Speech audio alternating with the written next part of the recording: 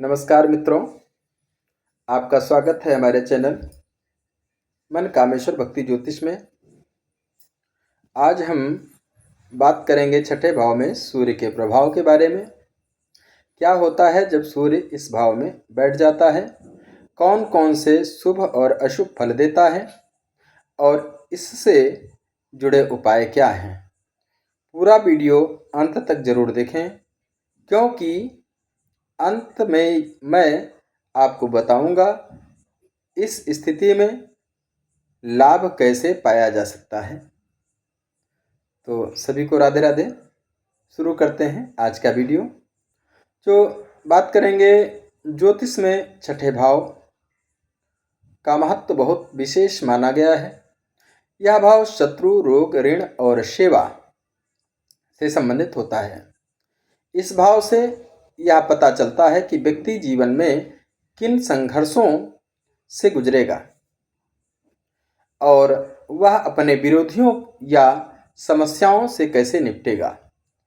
छठा भाव यह भी दर्शाता है कि व्यक्ति में कितनी सहनशक्ति है और वह मेहनत, अनुशासन व कर्म के प्रति कितना निष्ठावान है। जबकि सूर्य को आत्मा, पिता, शक्ति और सम्मान का कारक ग्रह माना गया है। इस छठे भाव में आ जाता है तो व्यक्ति के जीवन में संघर्ष तो आता है, लेकिन वह संघर्ष उसे आगे बढ़ाने की ताकत भी देता है। अब जानते हैं कि छठे भाव में सूर्य के शुभ प्रभाव क्या होते हैं। तो सबसे पहले ऐसा व्यक्ति बहुत परिश्रमी होता है। वह कठिन परिस्थितियों में भी हार नहीं मानता। उसमें शत्रुओं को हराने की अद्भुत क्षमता भी होती है। दूसरा, यदि सूर्य अपनी उच्च स्थिति में हो, जैसे मेष राशि में या स्वयं अपनी राशि सिंह राशि में, तो जातक को सरकारी नौकरी, प्रशासनिक क्षेत्र में या सेना, पुलिस, रक्षा विभाग में विशेष सफलता भी मिलती है। तीसरा नंबर, छठे भाव में सूर्य व्यक्ति को नेतृत्व का गुण देता है। वह अपने विरोधियों पर प्रभाव डालने में सक्षम होता है। ऐसा व्यक्ति एकदम सीधा साधा नहीं, बल्कि रणनीतिक सोच को रखने वाला होता है। नंबर 4, ऐसे जातक अक्सर दूसरों की सेवा करने वाले होते हैं।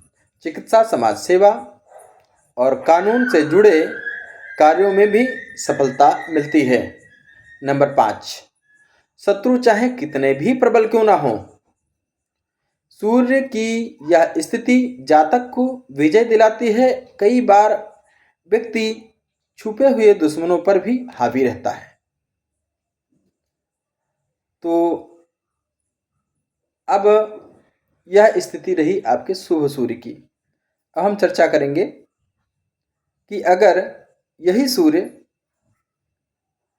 अशुभ प्रभावों की, यानी क्योंकि हर ग्रह की स्थिति कुछ न कुछ चुनौती लेकर के आती है, तो यहाँ पर अगर सूर्य अशुभ प्रभाव में हो तो क्या स्थिति करेगा।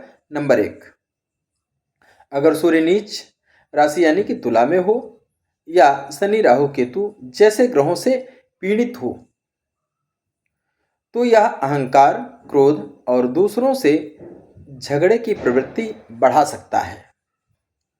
यह स्थिति पिता से संबंधों में तनाव ला सकती है। कभी कभी जातक अपने पिता के विचारों से सहमत नहीं होता या पिता से दूरी का भी अनुभव करता है।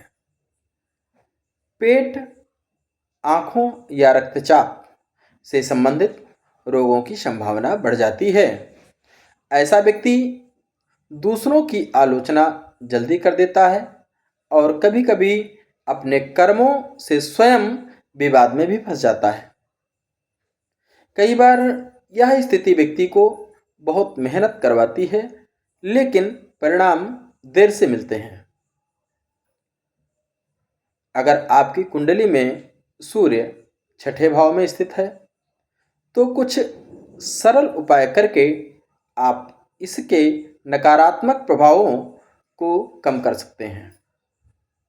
जैसे प्रतिदिन सुबह सूर्य को जल अर्पित करें, लाल फूल जल में डालें और गुड़ मिलाएं।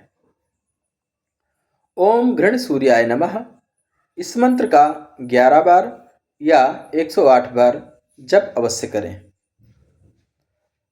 रविवार के दिन गरीबों को गेहूं या गुड़, लाल वस्त्र का दान करें। पिता या किसी वृद्ध व्यक्ति का सम्मान करें। उनके सेवा करना छठे भाव के सूर्य के लिए अत्यंत शुभ बना देता है। और अपनी वाणी और क्रोध पर नियंत्रण रखें, क्योंकि यही आपकी विजय की कुंजी बनेगी।